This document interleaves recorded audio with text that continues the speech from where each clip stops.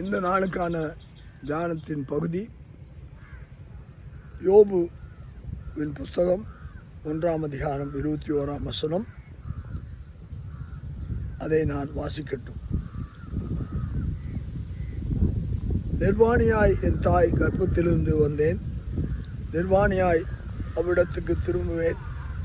கர்த்தர் கொடுத்தார், கர்த்தர் எடுத்தார், கர்த்தருடைய நாமத்துக்கு ஸ்தோத்திரம் என்று யோபு தன் சால்வை கிழித்து கொண்டு தன் தலையை சிரைத்து தரையிலே விழுந்து பணிந்து சொன்னான்.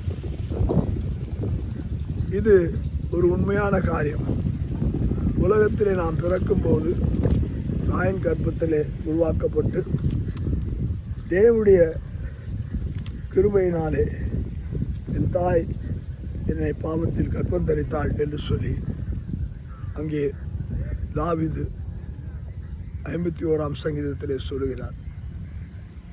இப்படிப்பட்ட பிறப்பு, நாம் பிறக்கும்போது நம்மிடத்திலே வெறும் சரீரம் மட்டும்தான், அதற்குள்ளாரே ஒரு ஆத்மா, அது ஜீவன் தேவனால் கொடுக்கப்பட்ட ஒரு பிள்ளையாக பிறக்கிறது. இப்படிப்பட்ட ஒரு சூழ்நிலையிலே பிறக்கிற மனுஷன் அவனுடைய கஷ்டங்களுக்குள்ளாய் வரும்போது அவனை தன்னுடைய சிநேகிதர்கள் குத்தும்போது, குறை சொல்லும்போது உண்டாகும்படியான வியர்த்தியிலே அவன் உண்மையை சொல்லுகிறதை நாம் பார்க்கிறோம். யோபு பக்தன், அவன் உத்தமனும் நீதிமானுமாய் இருந்தவன், தேவனுக்கு பிரியமாய் இருந்த ஒரு மனிதனாய் இருந்தார். இதனுடைய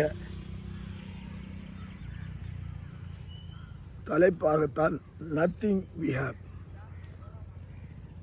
நாம் நம்மிடத்திலே ஒன்றும் இல்லை என்பதை அறிந்து கொள்ள வேண்டும். ஆண்டவர் தான் நமக்கு ஜீவன் கொடுக்கிறார். ஆண்டவர் தான் நமக்கு எல்லா பாதையிலும் நடத்தி செல்கிறார்.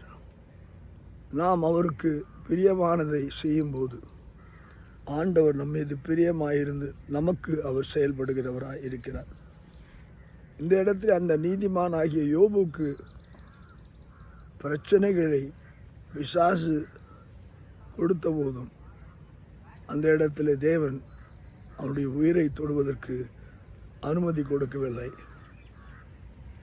ஆனபடியால் தான் அவன் சொல்லுகிறான், நிர்வாணமாய்த்தான் என் தாய் என்னை கர்ப்பத்தில் பெற்றெடுத்தால், நிர்வாணமாய்த்தான் நான் திரும்ப போகிறேன் என்று சொல்லி அவன் எங்கு போகிறான் என்பதை அவன் அறிந்திருந்தான். ஆனபடினாலே இன்றைக்கு நாம் ஒன்றுமில்லை, நமக்குள்ளாய் இருக்கும்படியான தேவன் பெரியவராய் இருக்கும் அதை அறிந்திருந்தால் நம்முடைய வாழ்க்கையிலே நாம் நிச்சயமாக ஜெய வாழ்க்கை வாழ முடியும் என்பதை தியானிப்போம். கர்த்தர் நம்மை ஆசீர்வதிப்பாராக. ஆமென்.